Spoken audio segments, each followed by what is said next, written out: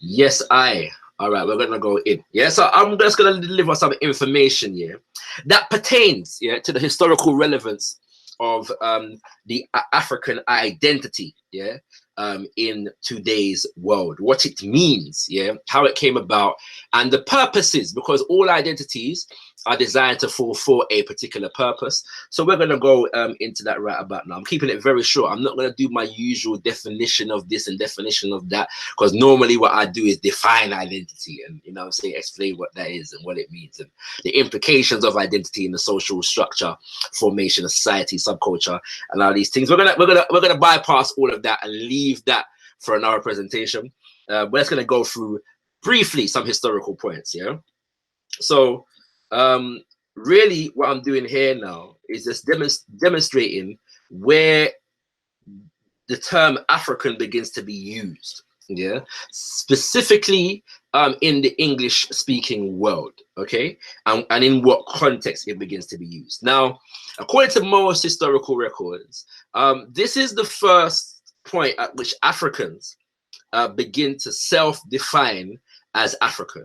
What's important to know at this particular juncture is that the number one terminology used to refer to African people, black people during this time is Negro and nigger. Yeah, so we wasn't really referred to as African at this point, but the continent of Africa was referred to as Africa. Okay, so we have here Ignatius Sancho, yeah, 1729 to 1780. Okay, so we're not even dealing with the 1800s yet. This is the 18th century. Okay, and he is believed to have been born, yeah, on a so-called slave ship traveling from Africa to the West Indies. He ends up in London, in fact, in this country that I now sit in, and he begins to start writing. Yeah, he is in some kind of business in the city of London. He begins to start writing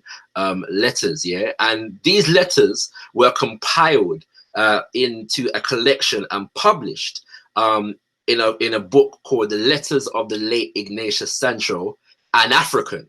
Okay, and the reason why it was titled that, yeah, is because when he wrote letters, he used to sign his letters off an African or Africanus, yeah. So he used to identify himself with Africa and Africanness and African identity, and used to write in a favorable way about Africa, even though he had never really been there. Yeah, this is the same for Phyllis Wheatley now, who during this point, well, obviously she's born into slavery 1753, and she begins to start writing poetry. Now at this point, the America, there's no nation called the United States of America. It's a colony of Britain, yeah. And so this is the reason why these two are kind of simultaneous with each other, because they represented the axis of the British Empire during this period, and so their literature, the things that they wrote, proliferated around the empire, became known throughout the empire, so she begins to start writing poetry. And her book, of collective works, poems on various subjects, religious and moral, was published in 1773. Again, same, commonality. Yeah, she refers to herself as African and the race Afrique. Yeah.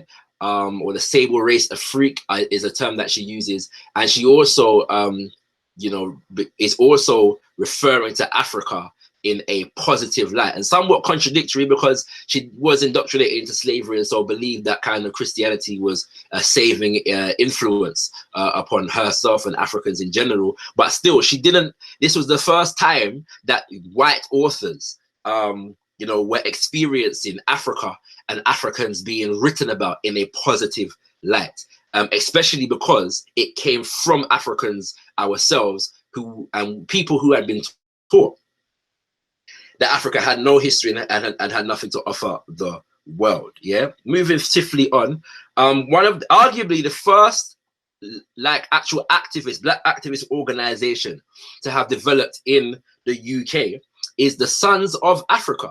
yeah, which was founded, among others, by Otaba Kugwano and Olaoda Equiano, yeah, both Africans who had European names but asserted and affirmed an African identity, one through the reclamation of their names, and two through referring to themselves as African. Okay, both these individuals would refer to themselves as African. Olaoda Equiano is another one who would sign off his letters and refer to himself as an African. And I'm not going to read through all the notes on here, but note the name of the organization, the Sons of Africa. These are two Africans from West Africa, yeah, and are beginning to they set a trend in terms of forming an organization that identified with the entire continent, okay, the entire continent, and also were affirming an African identity. So we're going to get from here on. I'm going to be a little bit more detailed, yeah, just a little bit more detailed. This